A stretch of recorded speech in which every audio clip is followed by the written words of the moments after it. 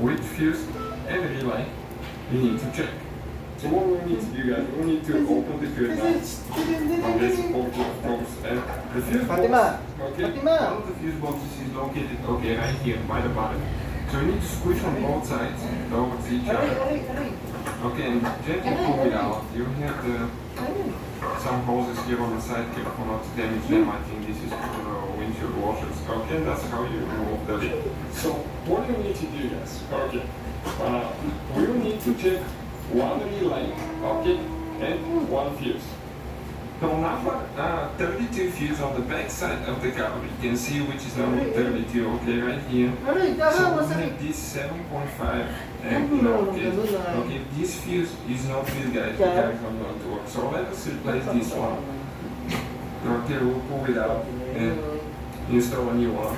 Okay, so let's get a new one. Okay, put it in.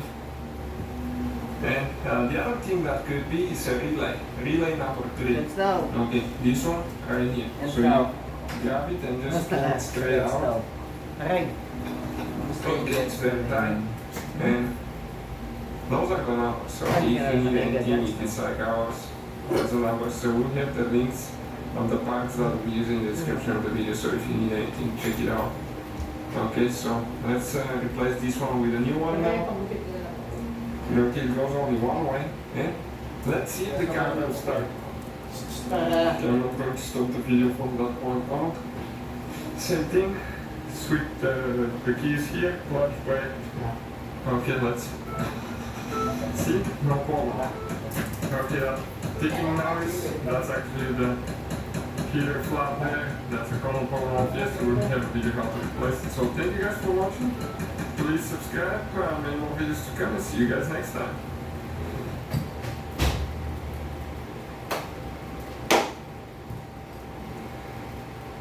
Sa Pilipinas, ang paglikha ng ingay ng mga pelikulang Sunshine at Mono.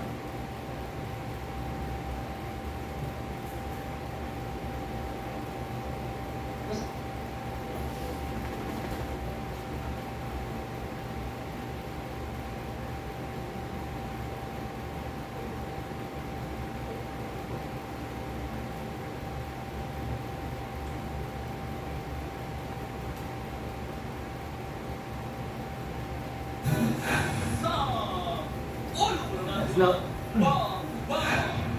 Balikan dating Pangulong Rodrigo Duterte haharap sa kaunang pagkakataon sa pre-trial chamber ng International Criminal Court ngayong gabi. Ano mga tutukan? Vice President Sara Duterte dumating na sa ICC kasama sina Senator Robin Padilla at Attorney Harry Roque. Itinanggi ng Malacanang tatay ng Pilipinas na ang tatlong otoridad na arestado. Isa pang ama, timbog naman sa pagbebenta ng malalaswang video ng mga anak. Nalapit ng loob at tinanay ang mga gadget at pera sa printing shop sa Iloilo. Meron po inutusang ibalik sa mga consumers ang halos 20 billion piso. Dahil sa sobrang singil. At Jenica Garcia, paano dadampasan ang matinding hawak bilang isang single mom?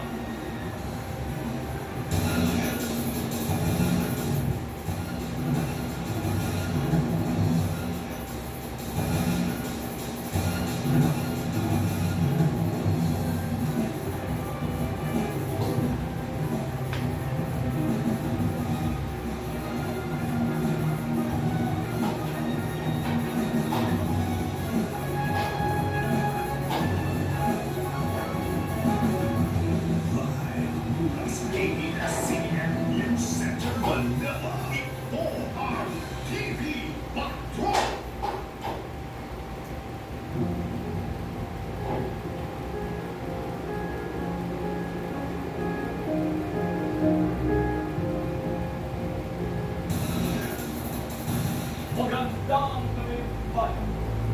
Sa kaunang pagkakataon, maharap si dating Pangulong Rodrigo Duterte sa International Criminal Court of ICC sa The Hague.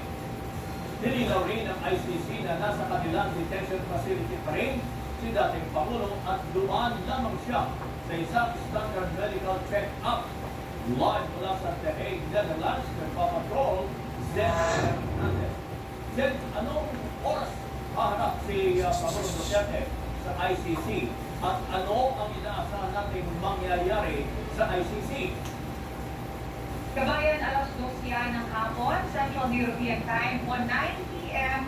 oras natin dyan sa Pilipinas. At gaya nga ng aking nabanggit kahapon, mahalaga itong initial appearance sa harap ng pre-trial chamber dahil dito ipapaliwanag ang mga kasong kinakaharap ng isang suspect. Yan ang terminong ginagamit ng ICC, pati na rin ang kanyang mga karapatan.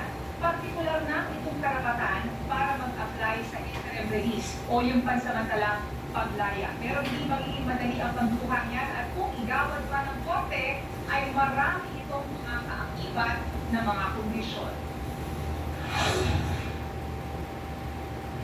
Sa kanyang initial appearance na nakatakda Biyernes ng hapon sa Hague, makakaharap ni dating Pangulong Rodrigo Duterte ang parehong tatlong babaeng huwes na naglabas ng warrant of arrest laban sa kanya. Sina Presiding Judge Julia Moto, Judge Ren Alapini Ganso, at Judge Socorro Flores Liera. Ipinagbigay alam din sa pre-trial chamber ang kahilingan ng dating Pangulo na alalayan siya ni dating Executive Secretary Salvador Medialdea at ng Office of Public Counsel for Defense, isang opisina na nagbibigay ng serbisyong legal para sa mga nangangailangan para masigurong patas ang pagdinig. Mahalaga ang initial appearance dahil dito rin pwedeng humiling ng interim release o pansamantalang paglaya habang wala pang aktwal na paglilitis. Ilang ulit nang sinabi ng kampo ni dating Pangulong Duterte ang posibilidad ng paghiling ng hospital arrest. Katunayan, umiling si Medialdea na dalhin ang dating Pangulo sa isang ospital imbes na sa ICC detention facility maglapag pa lang sa Netherlands. Hindi malinaw kay Medialdea kung pinagbigyan ng hiling, kaya nadismaya nang bigong makabisita sa detention center nitong Huwebes at masabihang wala doon ang dating Pangulo. They gave assurance that we will be brought to hospital, and I asked for the name of the hospital. Up to now, they have not given us the name of the hospital, so we took the position that he could have been brought here directly, and we are told that there is no President Duterte inside the facility. We are at a loss at this time, and Is it possible he is in a hospital somewhere? I hope he is in hospital somewhere, but not in this facility.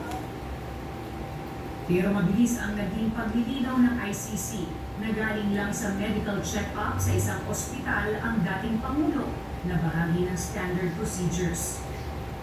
Nakausap din ng Embahada ng Pilipinas ang dating Pangulo na kinumpirmang galing siya sa ospital at maayos naman ang kalagayan.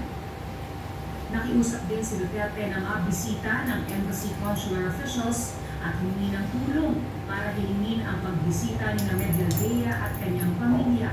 Lalo nandito rin sa Netherlands si Vice President Sara Duterte. Nakipag-ugnayan agad ang embahada sa ICC registry para dito. Nag-ausap rin sa telepono si dating Pangulong Duterte at Medialdea. Samantala ilang Pinoy ang dumalo sa The Hague, kabilang ang makaibigang si Bryce at Love na matiiba ang pananaw. Naniniwala ko sa human rights.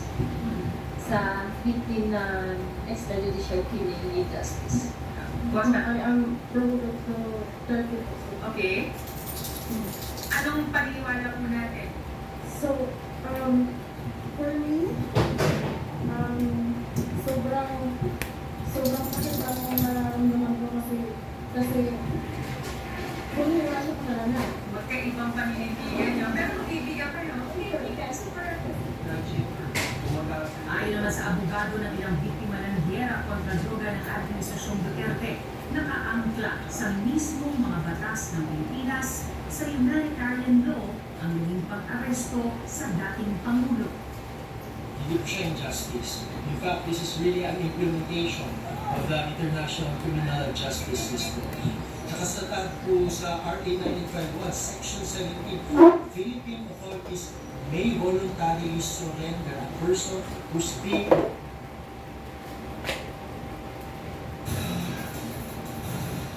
Kabayan, mag-aalas 5 naman ng hapon, oras natin dyan sa Pilipinas, ay dumating nga dito sa ICC sina Vice President Sara Duterte at kasama niya si Attorney Harry Roque at Senator Bobin Padilla. Itong si Attorney Roque ay nagsumite ng kanyang application para mapabilang sa legal team ng dating Pangulo kung saan ay makakasama niya si dating Executive Secretary Salvador Medialdea at isang British counsel. Kung makapagbigyan niya ngayon ng korte, ay hihilingin nila sa initial appearance ng Pangulo mamayang alas 2 ng hapon na ipagpaliban muna ang naturang pagdinig. Ito ay dahil hindi pa rin nila nakikita o personal na nakakausap si dating Pangulong Rodrigo Duterte. Ngayon, kung hihingi naman ang kampo ng dating Pangulo ng interim release, ay medyo mahirap itong maaprubahan dahil rin ikukonsidera ng korte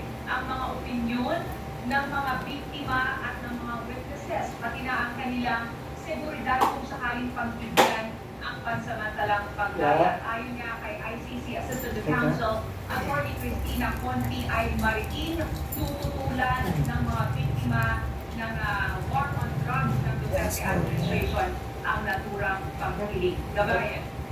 Anong balita ngayon kay Atty. Roque na wanted sa ating bansa sa kanyang kahilingan sa ICC na katawanin ang Pangulong Rodrigo Duterte?